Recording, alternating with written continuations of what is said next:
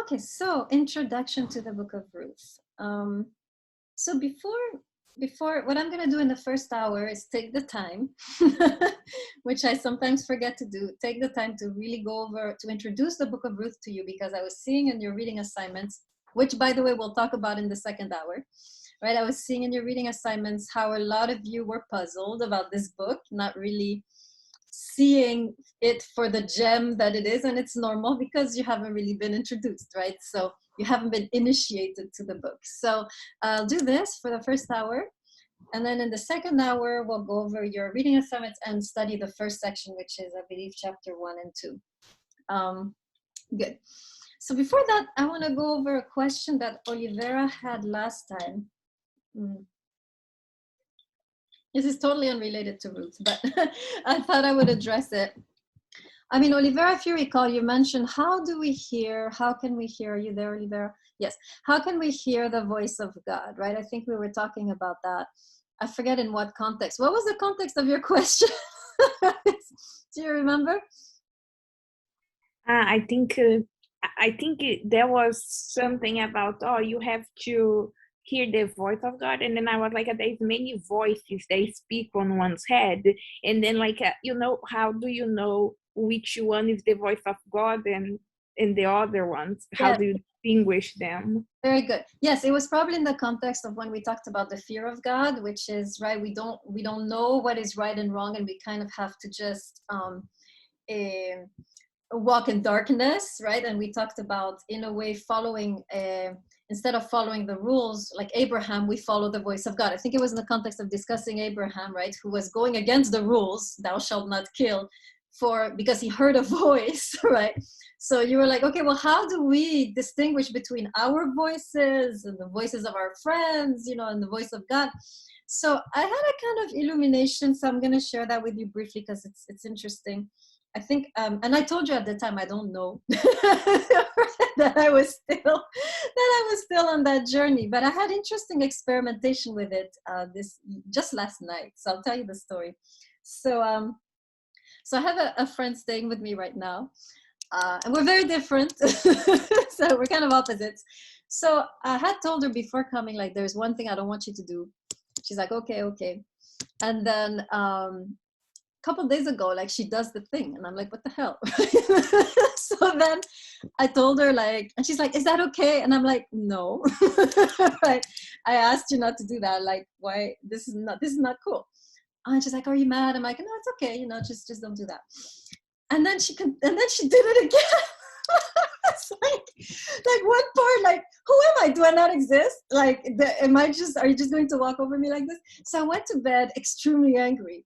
Like, but the kind of anger that's poisonous, and I could feel it. Like, this was not righteous anger. This was poisonous. I was about to go in her room and get her to pack her things and go, like, in the middle of the night. That's how pissed I was. So this was not, this was not, I was not in my Jesus, as some people say.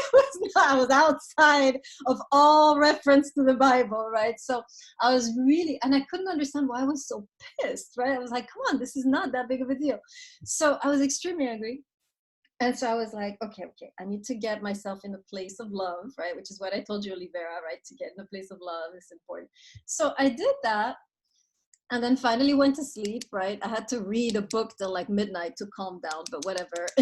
So next day I wake up and I start to get some insights, right? About why she did that, why why.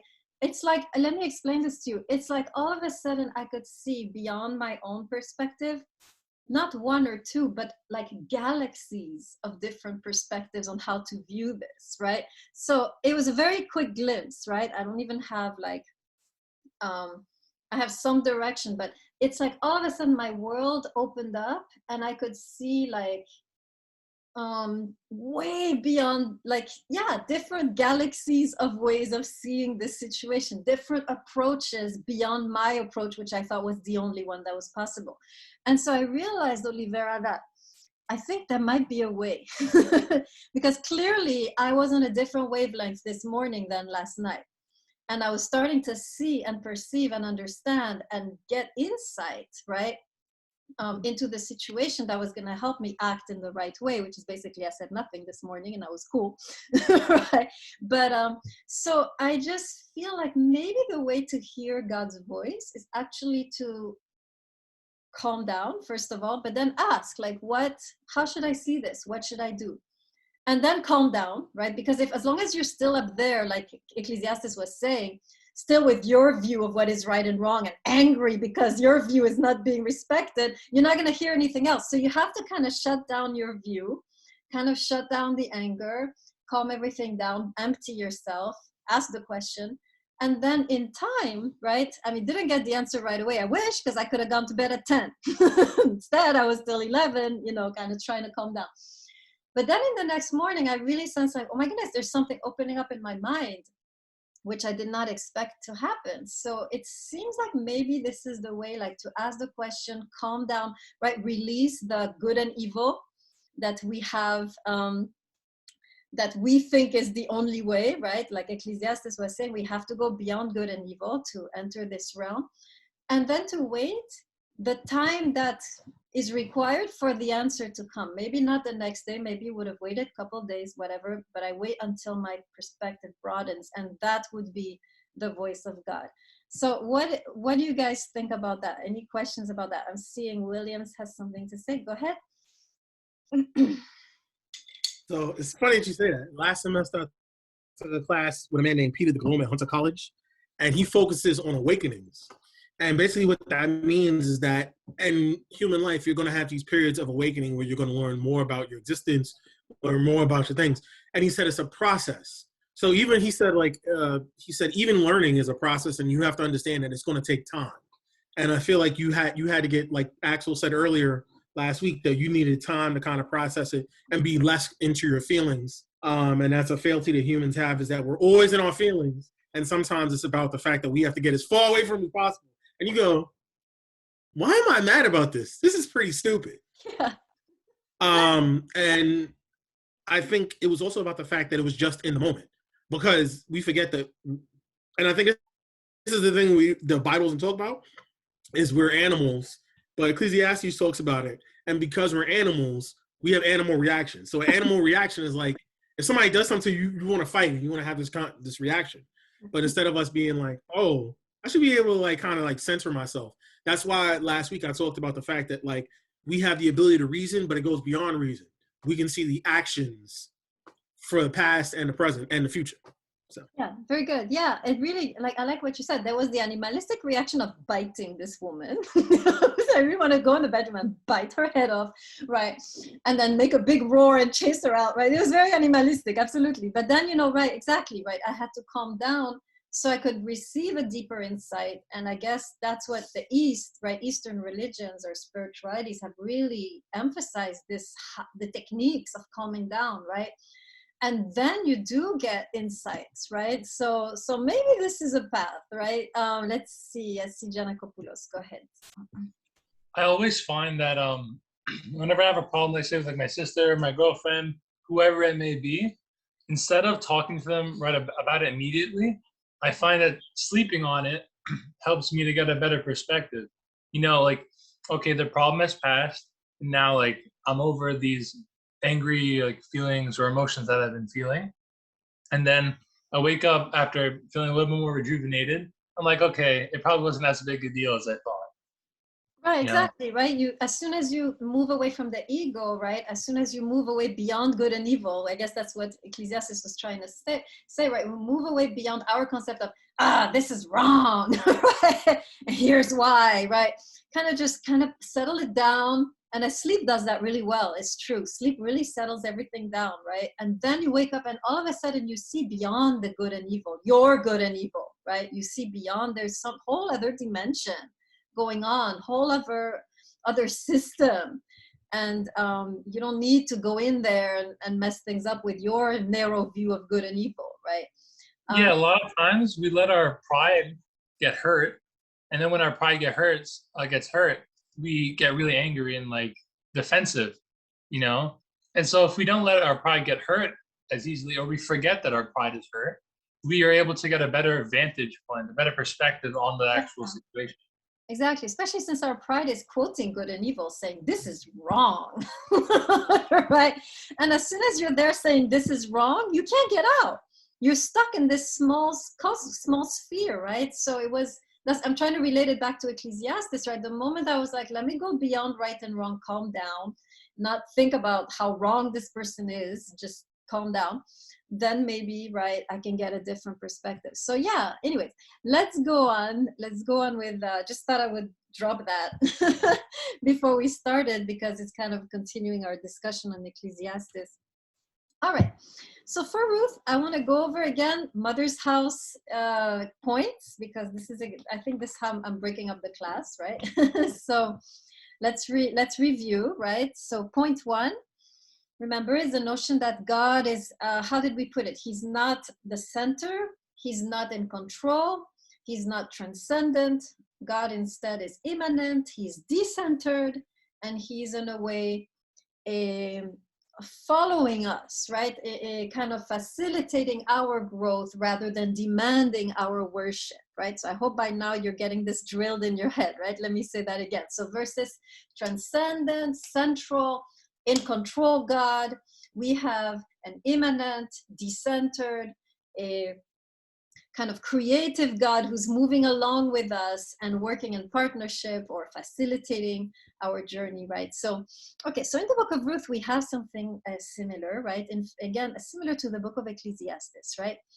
Just like in Ecclesiastes, God was kind of absent, right? God was really not at the center. It was really Ecclesiastes who was at the center.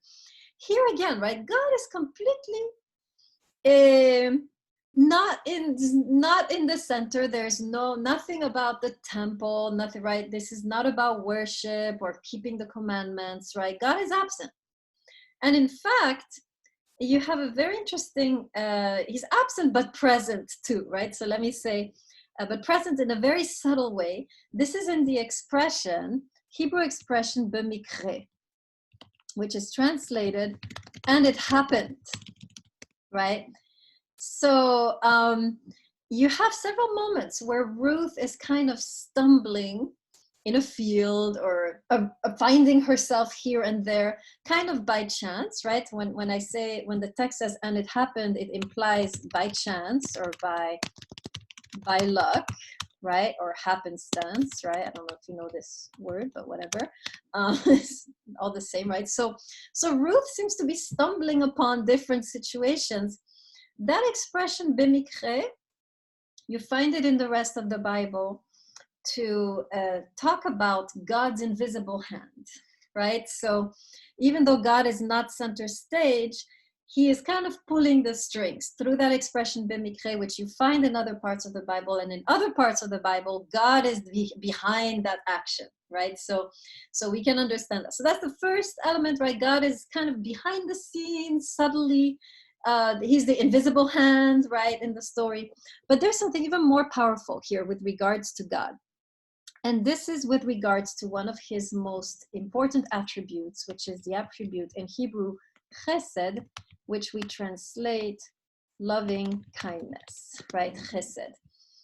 This word is one of the main attributes of God. Anytime you hear about God in the Hebrew Bible, he is defined as loving, as having loving kindness, as having chesed.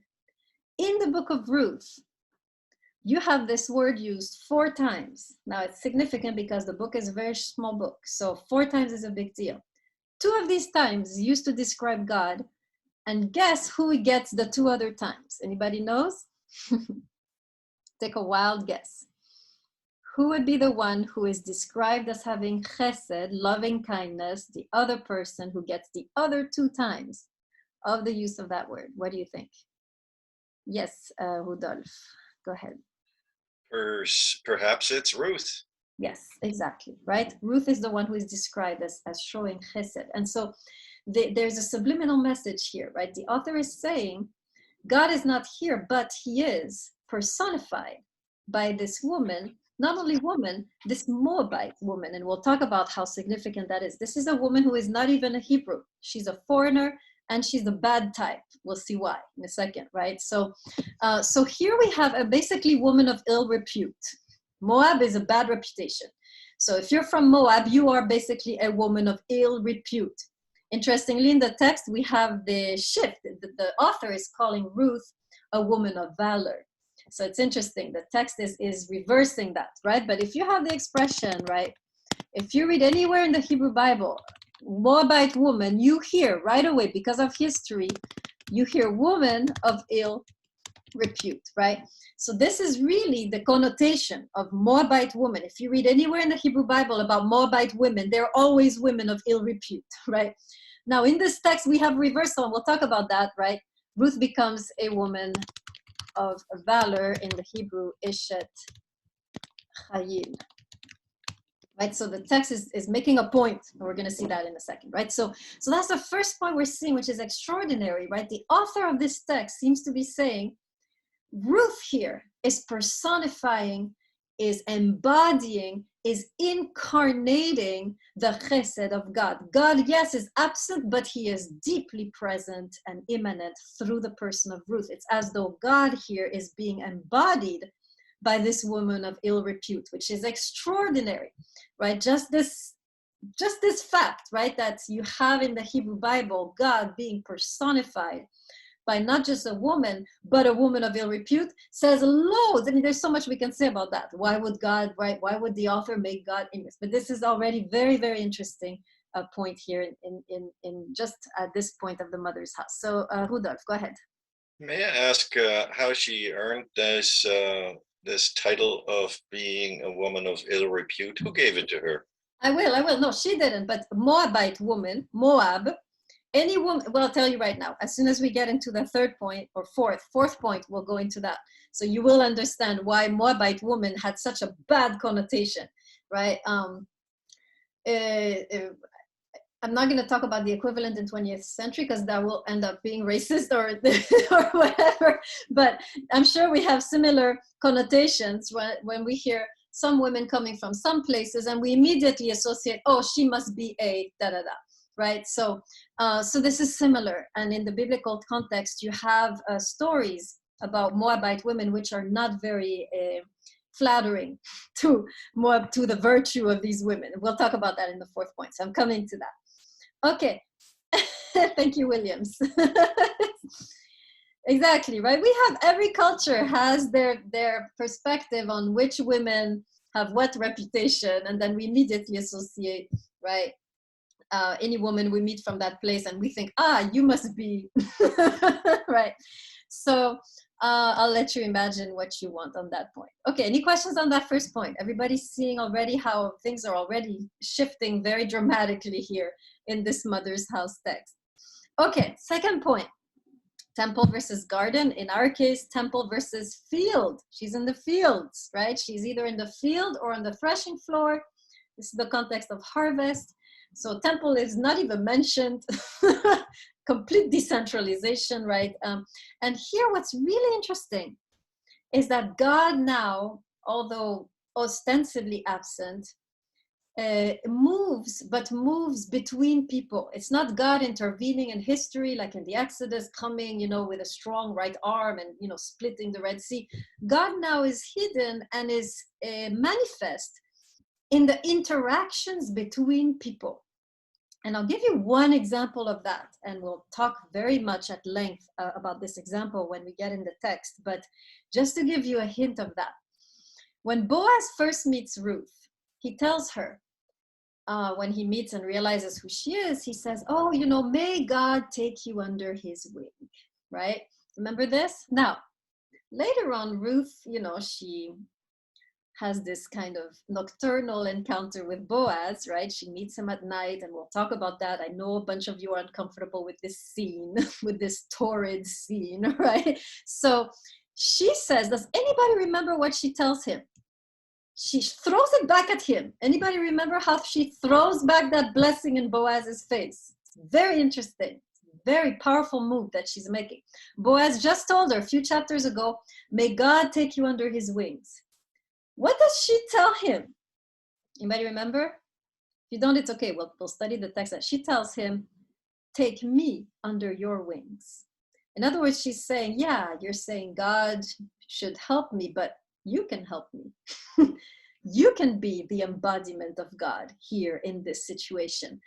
Why give empty blessings when you have the power to fulfill them, right? So she's actually very, of course, she's very, a lot of you notice, she's very submissive, very compliant, but actually she's very audacious too, because to throw back that blessing in his face, and we'll talk about it again, but are you all following what I'm saying here? Did everybody catch what's going on? Where basically she's telling Boaz, don't tell God to take care of me, you take care of me.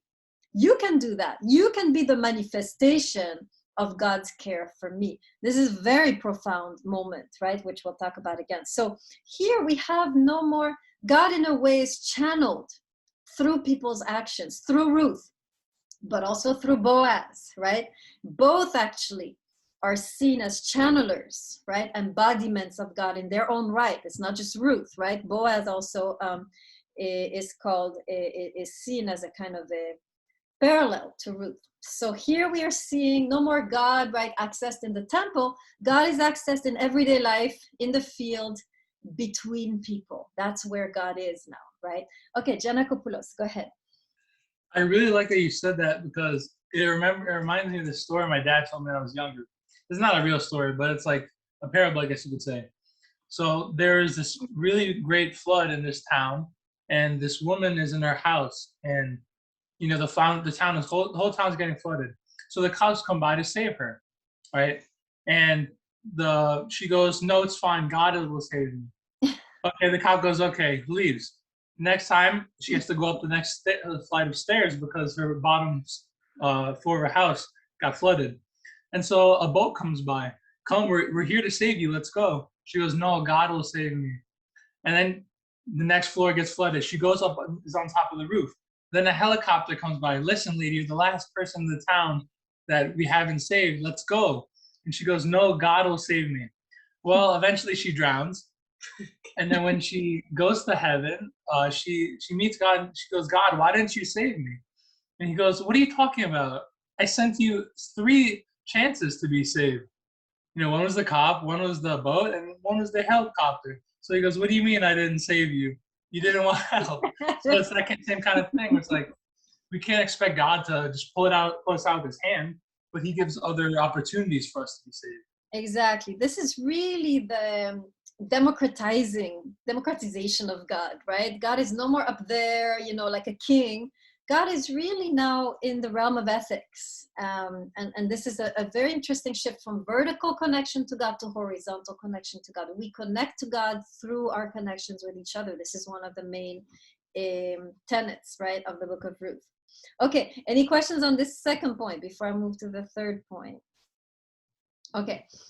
Third point, right? Again, the notion of transgression versus, right, rules, rituals. You have the notion of, you have the emphasis on, or the path, right, paved out by transgression. And here, yes, here the Book of Ruth is very interesting in that respect, right? So first of all, in the Jewish tradition, the Book of Ruth is actually read during a very important holiday called Shavuot, which is actually the holiday which commemorates the giving of the law, right, or the Torah. So Shavuot, which by the way in the Christian calendar coincides with Pentecost, and there are interesting connections to be made, right, between these two holidays. They are connected, right? But in Shavuot, in the Jewish version, they commemorate when God gave the law, the 10 Commandments, right? And it's so interesting, right, that this book is read at that time in the Hebrew calendar, the Jewish cycle of holidays. And rabbis have been pondering this. They're like, why is Ruth, which doesn't allude to any of the commandments, why is this book read during Shavuot, right? Anybody have any ideas? It's interesting, right? Book of Ruth has no mention of the 10 commandments. Doesn't care about commandments at all. In fact, Ruth is not Jewish. She doesn't know the 10 commandments. And yet this book has become the book that is read during that holiday. Anybody have any ideas? Williams, go ahead. It's a parable. So it's not supposed to be about the time and place. It's supposed to be about the actions, like you said, between each other. So we have a sequence where one of the 10 commandments is mentioned, where she tells her daughters to leave her, and they don't. So they respect their elders. That's one of the tenets of the 10 commandments. We have several situations where the commandments aren't spoken out loud, but they're alluded to by the context of the situations in each situation. Almost there. It's, part of you was right, and then you ruined it with the other part. So let me explain. Let me explain what you just did. Yes, you're right. You're saying there are commandments, but they're kind of, hidden. Here's how the sages respond to it, and you'll see it's interesting. Watch this quote this is a rabbi who is writing in a book called Ruth Rabbah. So I'll just give you the reference in case you're interested. Ruth Rabbah, this is a commentary, right, of the Book of Ruth, written by a number of rabbis in the, around 200, 100 BC. So in Ruth Rabbah, right, the rabbi says, the scroll of Ruth tells nothing of either cleanliness or uncleanliness, neither of prohibition or permission. Basically, he's highlighting there are no rules in this book, right? For what purpose then was it written, he asks, right?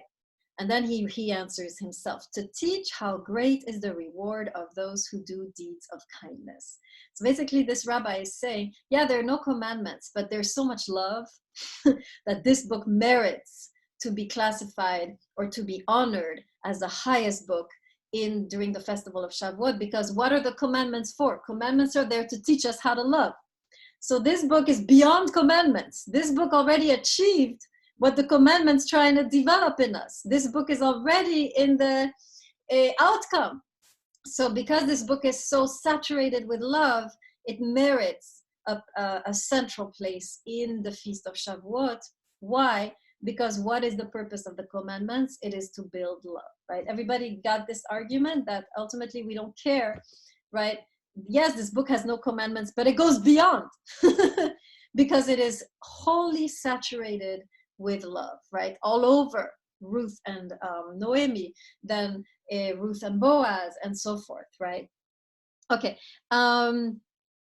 Yes. By the way, in the book, there's a few little transgressions beyond the main transgression of Ruth being the star of the book, but there are a few little transgressions which we'll talk about. It's interesting that these, we'll talk about I should probably say a few words about the kinsmen. I will later in the second hour, right? But there's a few little rules about the kinsman redeemer that are not really being followed by the dot. And I'll have to talk about that, right? And they're broken. Boaz breaks them, of course, for the sake of a higher purpose, which is his love for Ruth and so forth. So we have, again, this notion of transgression. But here, unlike Ecclesiastes, right? Ecclesiastes was all about transgressing in order to take a big bite out of life, right? Here we have transgression because love demands it. The whole book is about that, right? There are times where love will ask you to transgress, and it is okay in these moments, in fact, required to transgress for the sake of love, right? So we have a whole theology here of transgression in the name of love, right? Rudolph, go ahead. I didn't quite catch where you see transgression, especially in the context of the Redeemer. Because I didn't say it's kind of a sociological law at this point. It's like, look, that's your duty. You know, the time of the judges, I read at some of the history, is prescribing him as having the duty. You must do that. That is what you're supposed to do. So where do you see transgression? Okay, so we'll talk a little bit now then about the kinsman redeemer. So yes, take note of this, because if you don't understand the concept of kinsman redeemer, you will not know how in this book it is manipulated. And Rudolph, you're right. Ruth and Noemi are really very street smart, right? They're really able to kind of wiggle their way through patriarchy in order to get to a higher purpose, right? So it's true that this book, to a certain degree, I know a lot of you mentioned that you were disappointed of how patriarchal the book was. And of course we are within patriarchy, and you cannot, these women are not going to stand up and start asking for voting rights, right? This is not the 21st or 20th century, right? But they are navigating patriarchy in an extremely cunning and intelligent way, right? And in the end, they're able in a way to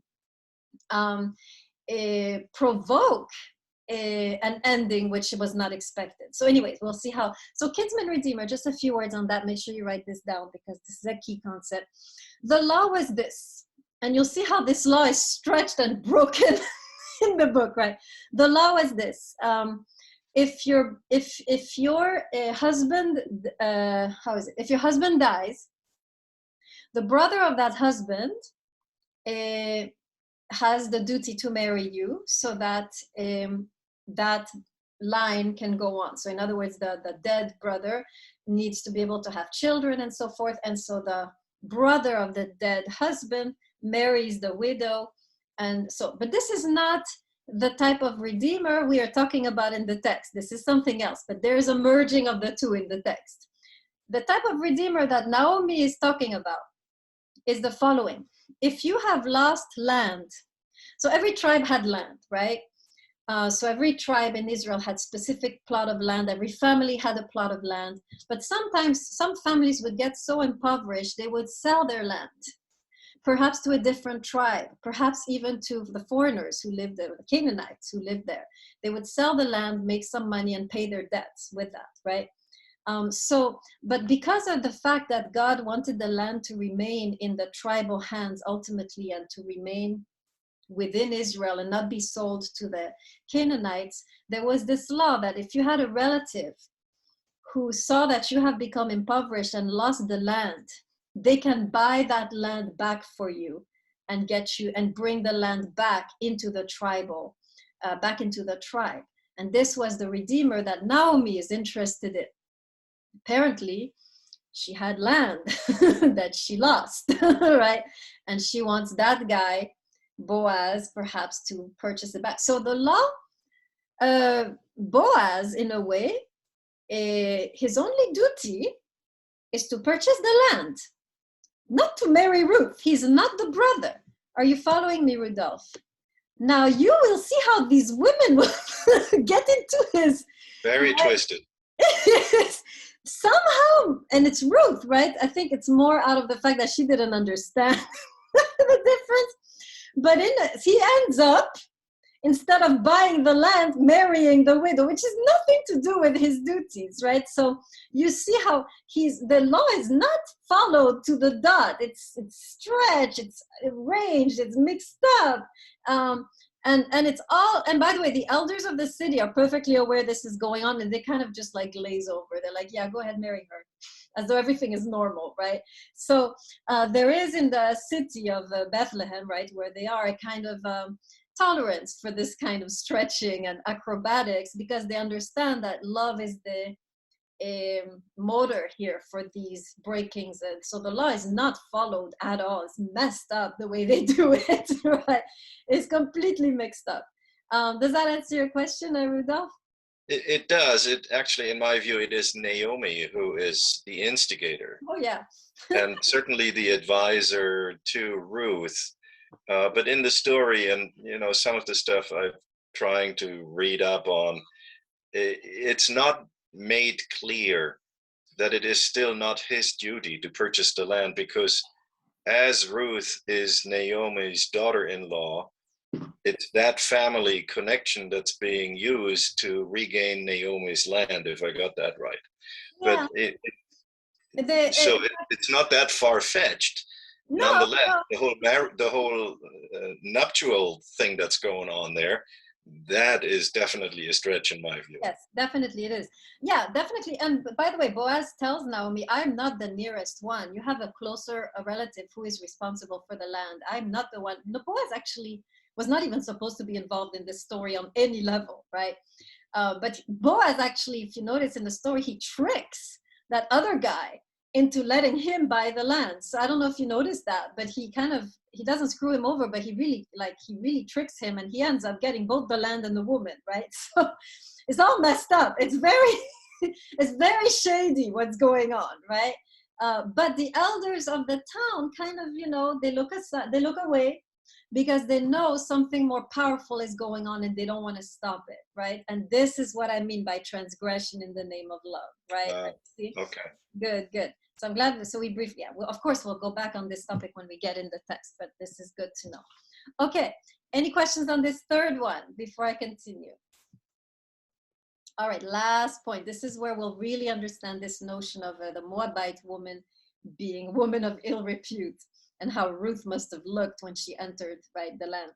Okay, the last one, remember, is the notion of a separation versus movement towards the outside, right? We've seen this over and over again in all of the texts that we studied, right? There's a movement to move into the world, to move away from self, away from, so holiness is not so much to be separate than to be out there, right? Pushed out, exposed into the world. Or in touch, right? In touch with the world, in touch with non-Hebrews, in touch with the stranger. This is all very mother's housey, right? And this is where Ruth is the most transgressive. So let me give you a history here of Moab, right? So you can understand how allergic the Hebrews were to Moab. And God also, we'll see some passages. First, anybody know how Moab started out? Started out really bad. Anybody know who founded the tribe of Moab? Anybody know that story? Very early in the book of Genesis. It's a family of Abraham, actually. Nobody knows the story. Okay, so remember, we talked about the destruction of Sodom and Gomorrah, right? And briefly, right? And we talked about how Abraham's cousin had been stuck in that city. What I didn't tell you is that God went and took this guy out with 2 of his daughters and his wife. The wife somehow died on the way out, but the 2 daughters survived, and they end up in a kind of no man's land. So Lot, the cousin of Abraham, and these 2 daughters end up in a kind of desert. And they're so isolated that they feel that the whole world has been destroyed. And so the daughters are like, we can never get married. We can never have children. So they come up with a plan, which is really terrible. They said, we will get our father drunk, we will sleep with him, and then we will have aligned children, right? And Moab is born out of that. So already to the Hebrew mindset, any Moabite is like, it's like, you guys were born out of incest. Like, I don't want anything to do with you people, right? So already the origins of Moab is not good, right? It continues, it gets worse and worse. Second time we talk about Moab. Actually, there's 2 times. When the Israelites come back from Egypt, remember after Abraham, right, has a lot of descendants, they move to Egypt, and then of course they come back and reconquer the land, right? And as they arrive at the border, they're met by the Moabites. And they're cousins, mind you, right? This is all the same family, right? Through Lot, right? They're from Abraham, these guys are from Lot, they're, technically back in, they're cousins. Moabites see them come and they're like, and they're coming from the desert, right? So they're thirsty, they're hungry, they haven't probably drunk for a few days, they've been traveling. And the Moabites are like, we're not giving you anything. You're on your own. And so they don't even let them pass through the country, which would be a shortcut. They make them go all around, don't feed them, don't give them drink. When God sees this, or Moses, whoever wrote the text, right? He says, right, and this is Moses as a mouthpiece of God in Deuteronomy says, because of this, no Moabite shall be admitted into the congregation. And this is, by the way, forever. Through the voice of Moses, right? God is saying, never. I don't want to see these people in my assembly ever, right? So now we have actual commandment of God, right? And here we have Ruth, entering naively, right? She's right there, and guess who she marries? Boaz, right? And then guess who is her descendant? King David, right? So this is horrible. I mean, if you're like a Father's House reader and you read the Book of Ruth, your brain is exploding at different levels, right? So this is really, really bad. And last thing, like next to last thing, the Moabites, still with the Moabites. As the Hebrews finally get close to the border of the promised land, right? They've just been repelled by the men. And now they are close to, so what the men of Moab, in order to completely stop them, they say, let us send them their women. Our women, in order to kind of defile them, right? So the women of Moab now come and they seduce the men of Israel who are already married, already family men. Everybody's married by the age of 19 in Israel, right? So these women are not taking just 17-year-olds. They're taking married men. They come and they seduce these married men in order to mess things up for them in the eyes of God. And there's a big problem, right? God gets very pissed. I forget what happens, but a bunch of people are slaughtered, whatever, as usual, right, in those texts. But Moabite woman is the equivalent of prostitute or seductress in the mind of Israel after that, right? Because these Moabite women intentionally entered the camp and tried to seduce these married men and tried to, kind of break their spirit or break their, or, what's the word?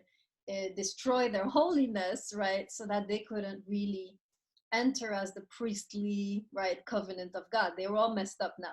So the Moab screwed them over on two levels: on the physical level through no bread and water, and on the metaphysical level through the defilement through the women, right? So Israel after that is like, I don't want anything to do with these people. And the women are the worst, right? Are you seeing now, Rudolph, why Ruth, when she arrived on the scene innocently, probably looked like a prostitute? And in fact, Boaz, when he meets her, he tells her, why are you gleaning with the guys? Don't go there.